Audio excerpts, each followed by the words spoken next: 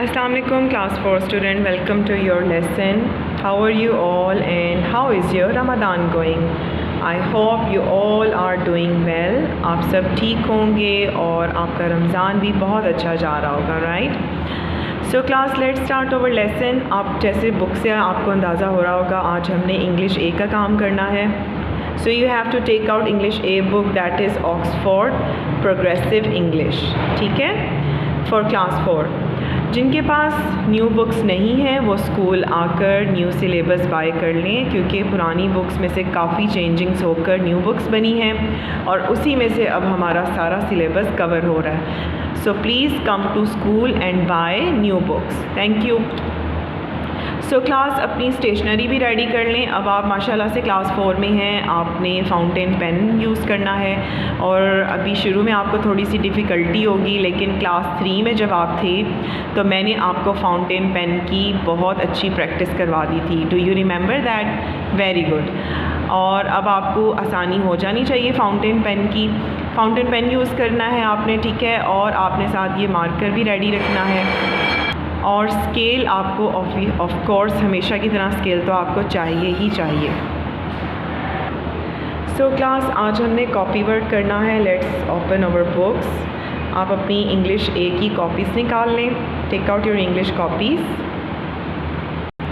सो class थोड़ी सी revision कर लेते हैं, गो थ्रू करते हैं हम। एज़ यू नो कि हमने यूनिट 1 का सी ऑलरेडी कंप्लीट कर लिया हुआ है। इसकी रीडिंग विद डिफ़िकल्ट वर्ड के मीनिंग अंडरलाइन करवा के मैंने आपको सारे करवाए थे, remember.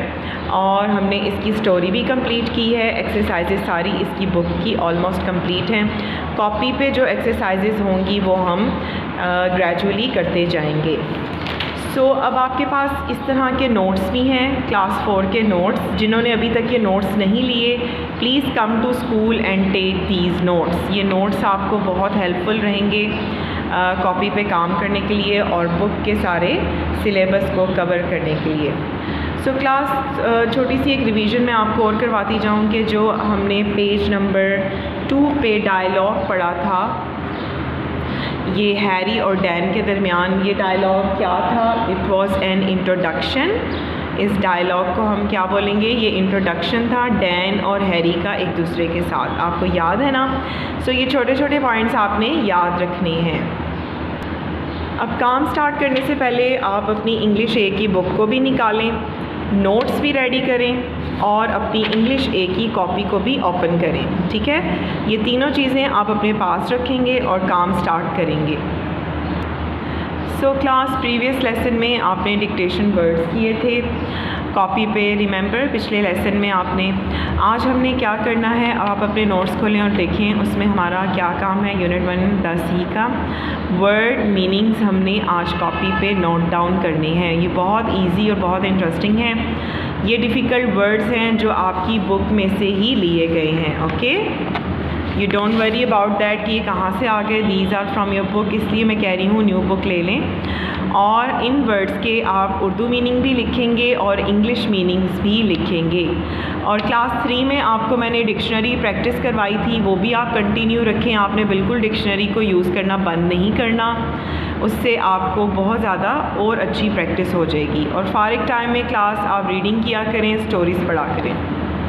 So let's start over copy work. अब आप अपनी कॉपीज़ ओपन कर लें और न्यू पेज निकालें। Yes class, as you can सी कि आपने इस तरह से अपने कॉपी का पेज रेडी करना है।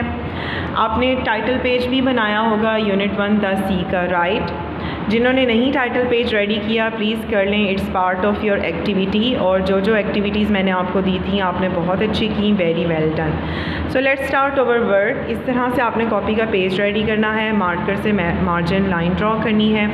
You have to write date and day, class work, unit number and name of unit. बहुत नीट और क्लियर आपका वर्क होना चाहिए, जैसा कि आप वीडियो में भी देख रहे हैं।